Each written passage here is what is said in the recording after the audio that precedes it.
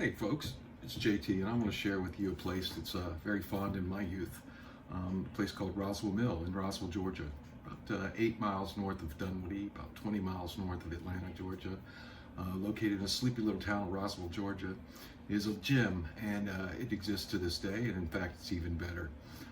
In my youth, when it got hot at 100 degrees, my friends headed down to Roswell Mill because, well, you'll see. And if you've been to Roswell lately, you'll notice the big red and green building known as Roswell Mall, an event facility, but that's not the Roswell Mill I knew of my youth. In fact, never even saw those places. It was kind of a haunted situation. But anyway, it is a very cool place. It continues to be very cool, and it's very well run by the city of Roswell, Georgia.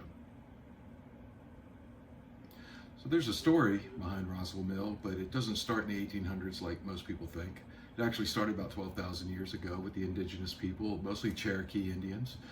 Also the Crow, they were in direct conflict. But around 1830, our country decided that we were going to take that land, and Roswell King brought 6 families from the coastal towns of Georgia to Roswell, where he saw the fast-running tributary streams headed to the Chattahoochee as an incredibly rich opportunity of industrial power source. So he moved those families down to Roswell and started the Roswell Mill, and it ran all the way up until 1978 uninterruptedly, with few minor exceptions, like the Civil War.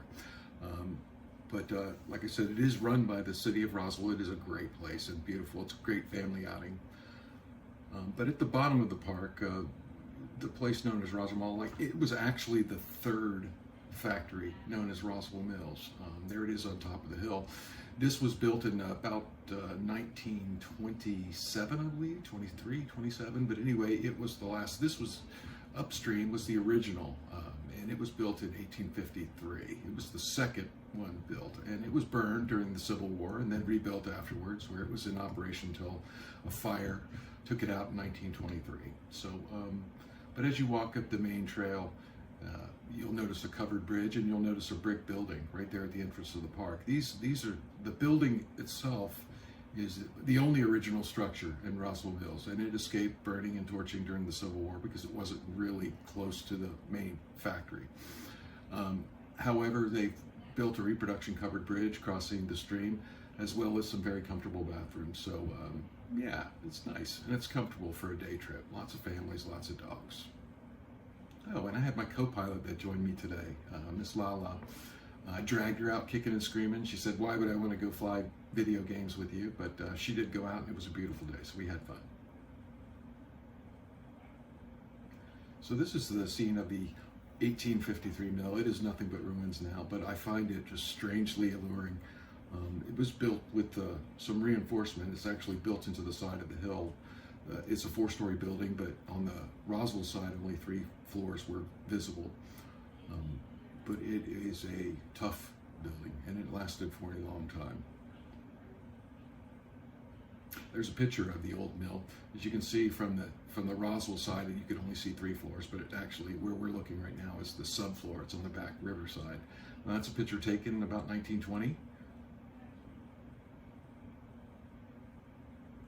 One of the things I thought cool about it, though, is when you sort of pull back and look at it from the big picture, there's a well that was located on the left. I couldn't understand what it was. It was fenced off, but it's the actual well in the front side of this picture, which I thought was pretty cool. Helped me get my bearings and perspective for what the mill looked like.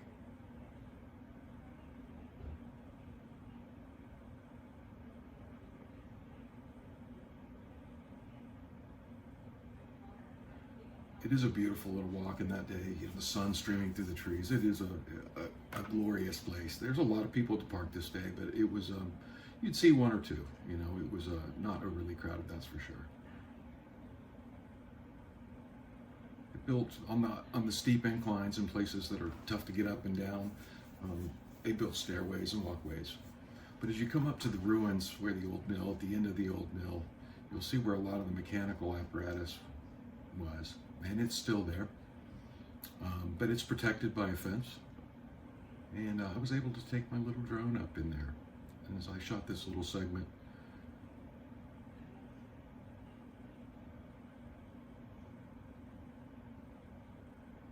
This is where the water from the flue came down, and it actually spun a turbine here that actually powered the mill.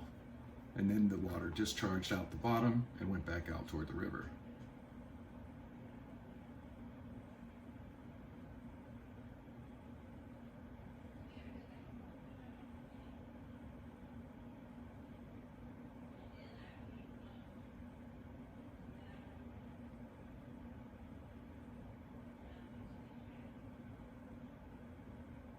One thing I find very interesting when I'm in a place like this, there's almost a smell, just like an ancient smell, and it sort of puts a little shiver up my spine. I just love old places like this, but trying to figure out the technology, and by the way, Roswell Mill at the time was an extremely advanced technical apparatus. Its factory, its workers were skilled, highly trained, and the engineers that built and the architects that built this facility were actually quite advanced for their day.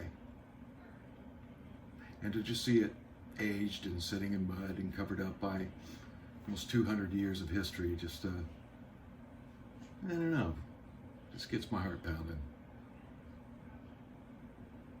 But let's go in and see.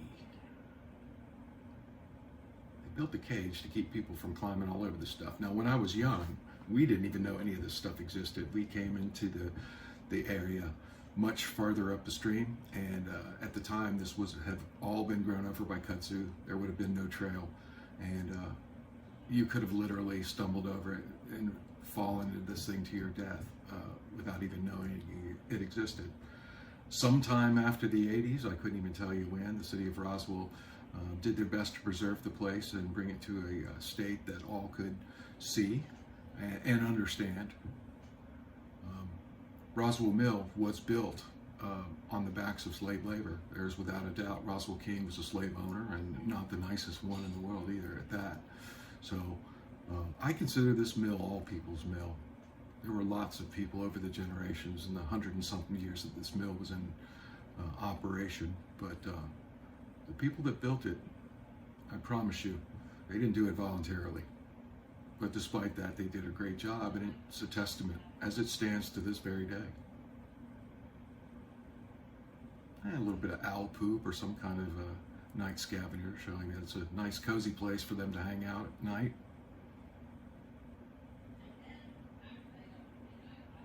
Don't let gates and fences hold you down when you have a drone. If you can't go out or up, just go down.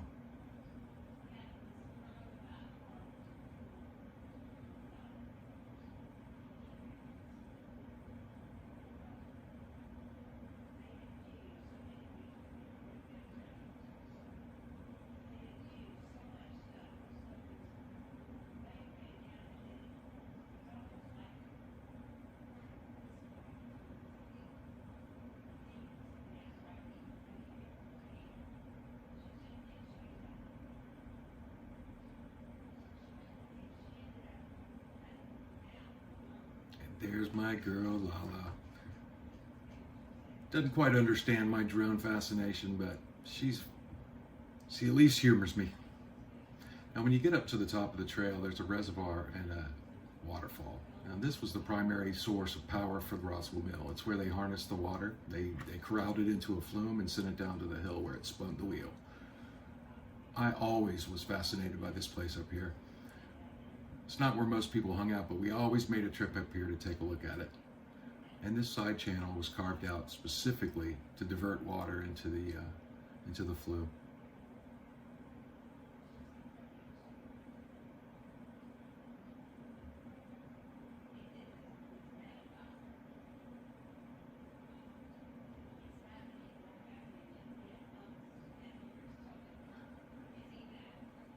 Folks, if you haven't been to the river or swimming in the river, just know that this water is cold. It is cold, cold, cold. So it is guaranteed to give you a refreshing dip. However, if you were to test the purity of this water, considering its proximity to the city of Atlanta, I would say you probably shouldn't swim in it. However, that advice is not heeded by everyone because there was a lot of people swimming this day. And I gotta be honest, I've swam in this thing more times than I can count.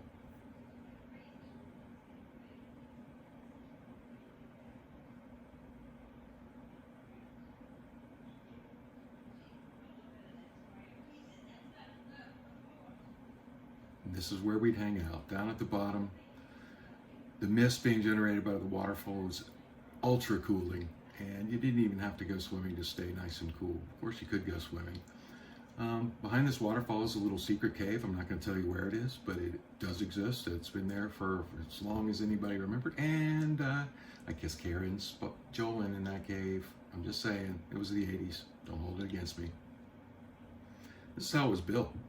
I always wondered how they built this thing, but and this is a picture from the 1800s. This is Roswell King's grandson standing on about 1890. And I just thought this was a really pretty picture. I was not flying my drone, I was actually holding it up over a fence at this time. So folks, that's just a little piece of Roswell Mill. Take your family there, go take a walk.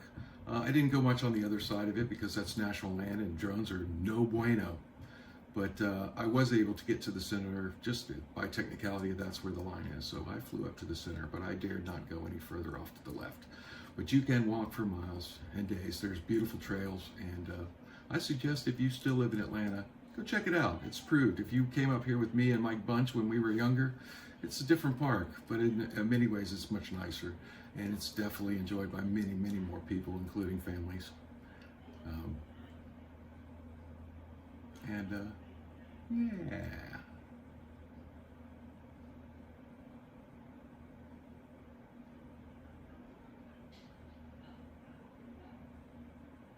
This is what I always wanted to do when I was a kid, fly over it.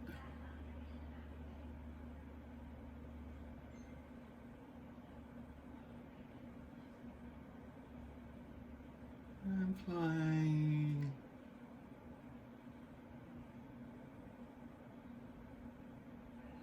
Good stuff, folks. So remember, Vickery Creek, Roswell, Georgia, 20 miles outside of Atlanta, Georgia. Good time had by all. And don't forget to ring the bell. I need a new drone.